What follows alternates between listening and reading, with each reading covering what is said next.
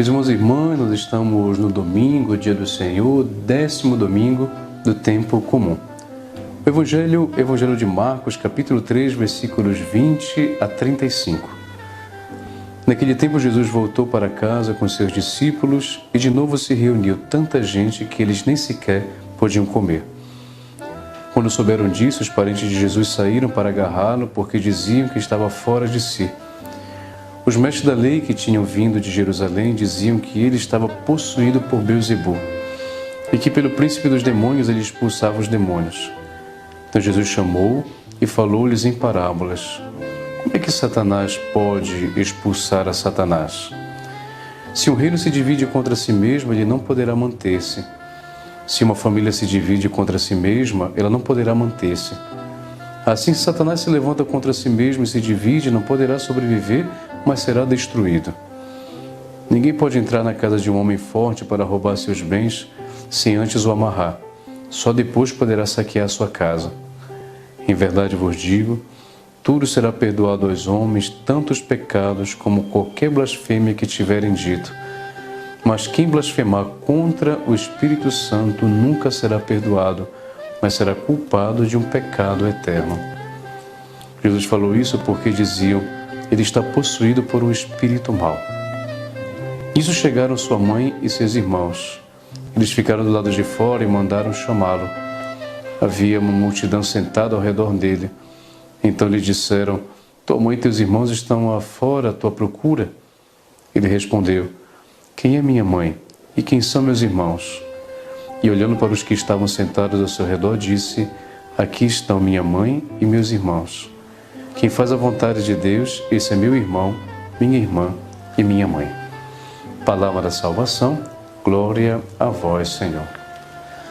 Então, meus irmãos e irmãs, no domingo, dia do Senhor, dia de nós podermos agradecê-lo, louvá-lo, na celebração da Santa Missa, na sua paróquia, na sua comunidade, você pode participar realmente desta Eucaristia, presença real do Senhor, na escuta da sua palavra, essa mesma então que nós estamos escutando e que você irá reescutar lá quando você for na sua paróquia, na sua comunidade.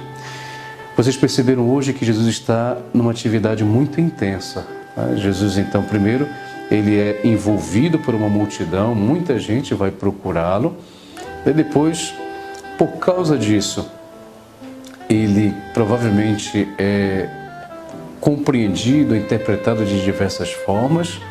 Numa dessas, então, quando souberam que os parentes de Jesus saíram para agarrá-lo, porque estavam para fora de si, disseram, então, é por Beelzebul que ele expulsa os demônios e faz tudo isso. Ou seja, vejam que diante daquilo que Jesus fazia, do conhecimento, então, já da sua pessoa, diante de tanta gente, é óbvio que quando você se torna uma pessoa pública, você pode ser interpretado de diversas formas. Assim também aconteceu com Jesus. Jesus aproveitou a ocasião da má interpretação que faziam dele para poder ensinar. Então, o que Jesus hoje nos ensina, o que Jesus hoje nos mostra, é que ele aproveitava todas as circunstâncias para poder ensinar. É uma das grandes missões que nós podemos ter de Jesus e entender dele. Jesus ensinava, Jesus gostava de ensinar, Jesus gostava de explicar, Jesus gostava de dizer para que as pessoas, quando acreditassem nele, acreditassem porque conheciam de verdade, não simplesmente por um sentimento, não simplesmente por empolgação, mas que ao olharem para Jesus, ao acreditarem em Jesus e, portanto, professarem a fé nele, porque antes conheceram. Jesus ensinou bastante. E aqui ele aproveitou essa interpretação. É pelo príncipe dos demônios que ele expulsa os demônios. Jesus dá uma bonita catequese aqui, dizendo, como é que Satanás pode expulsar Satanás? Se um reino se divide contra si mesmo, ele não poderá manter-se. Se uma família se divide contra si mesma, ela não poderá manter-se. Satanás não poderia levantar-se contra si mesmo e se dividir, porque, portanto, não poderia sobreviver e seria destruído.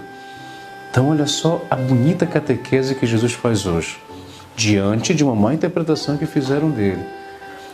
A divisão, meus irmãos e irmãs, enfraquece uma família, A divisão enfraquece uma igreja, a divisão enfraquece todo e qualquer grupo no qual eu me encontro.